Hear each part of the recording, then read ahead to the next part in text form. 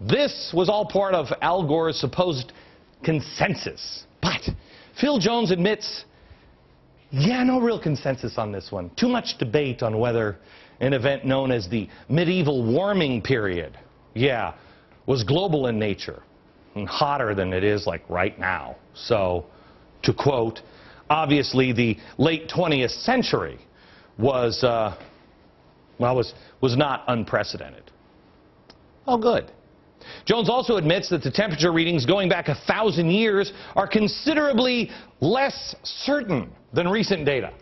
Remember the central chart in Al Gore's movie went back, I guess I said 1,000 years, but it's not actually 1,000 years, isn't it? 600,000 years, so it's 600,000.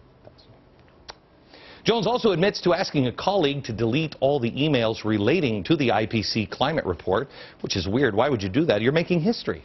And acknowledging that he has trouble keeping track of information. Where did I put those temperature records used to drive trillions of dollars in policy? Oh, they must be in my other pants. But perhaps most significantly, Phil Jones is admitting now what skeptics have been claiming forever.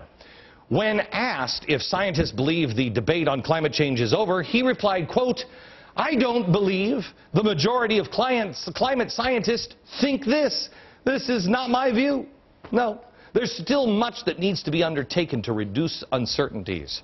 So no consensus among scientists. There's no consensus among..." So I think he's saying that the consensus is that there is no consensus. That's great. The warming, not unprecedented. No significant warming since 1995. Is this the head of the global warming alarmist or a right-wing think tank? I'm not sure.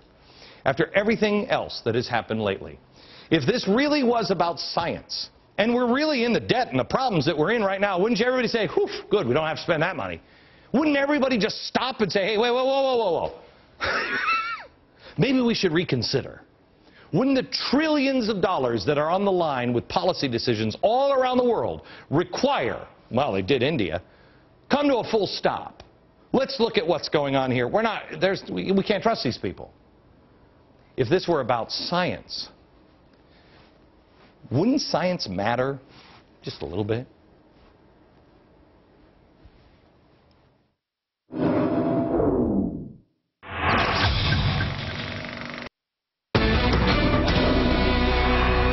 I have a couple of interns on my radio program, and I'm not going to out them because one goes to Columbia and the other one goes to NYU, and they're like, can we be in the Glenn Beck Witness Protection Program? We don't want anybody to know we're working for you. And they told me, they said, we didn't even know that it was President's Day today. We knew about Valentine's Day because there's signs up all about how not to get venereal diseases all last week, but nothing about President's Day. I remember Washington's birthday and Lincoln's birthday. Now President's Day, I mean, I would expect kids to say, well, is it Barack Obama's birthday? No, Abraham Lincoln.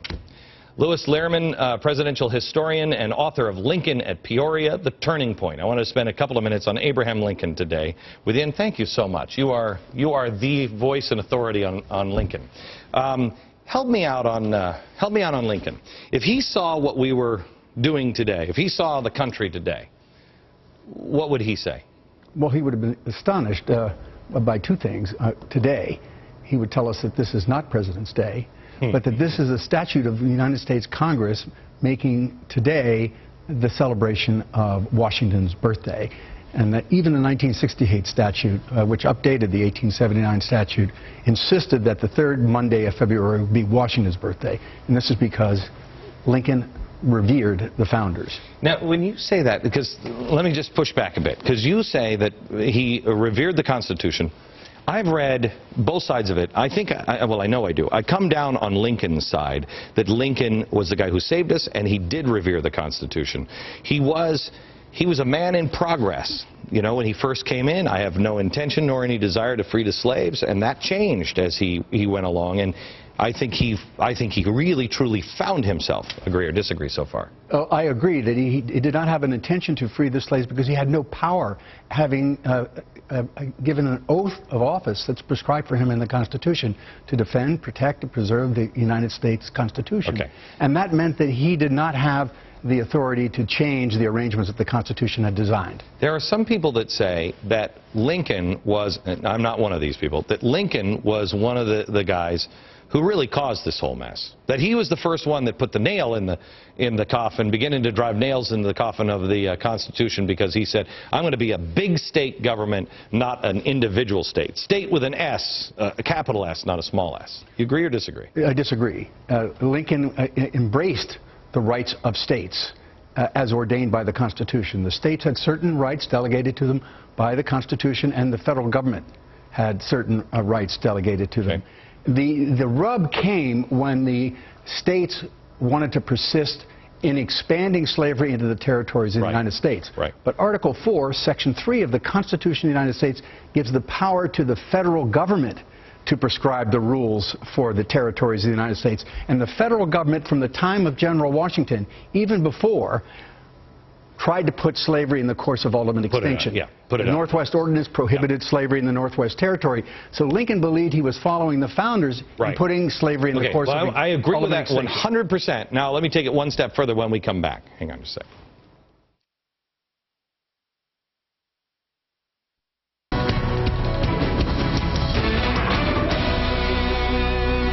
Back with Louis Lehrman, presidential historian and author of this book, Lincoln at Peoria, The Turning Point. By the way, I have to tell you something. As an audience, you should know this. Last week, I mentioned 3 books on the air. I said, everybody should read this. A must-read. Everybody should read this. Had this guy on and talked about this, said it was the most evil book I've ever read.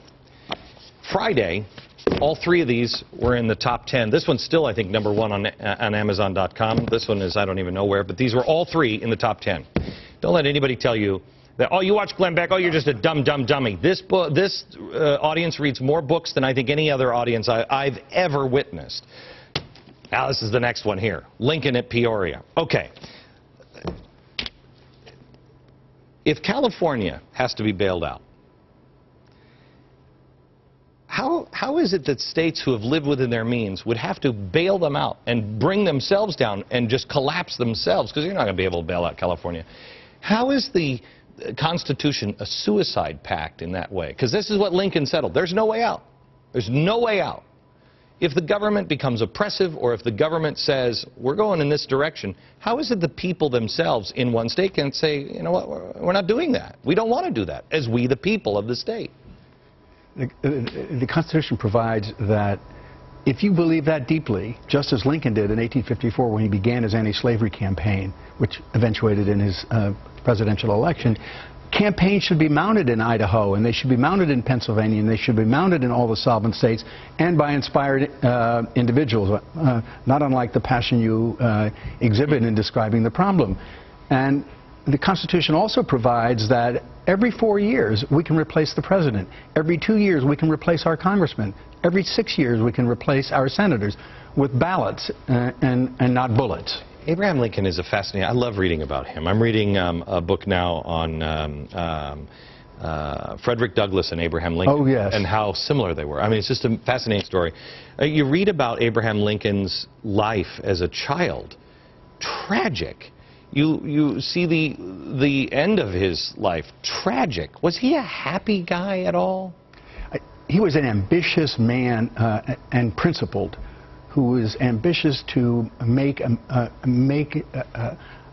name for himself, a reputation of honor. And from the earliest years, he got the name Honest Abe because he developed his own character. Why do we have I walked 5 miles to return a penny or whatever, when he has real stories that are so good, like for instance when he broke off his engagement with Mary Todd? That was an affair of honor. He broke off his engagement with Mary Todd. There's a dispute over what the reason was. It may have been another woman whom he had a profound affection for. It made him so miserable that his melancholy drove him to leave the legislature and not attend the legislative sessions in Springfield. 1 year later, he married Mary Todd out of a sense of honor, and it was not a very happy marriage. Back in a minute. Happy birthday, George Washington and Abraham Lincoln. Thank you, sir.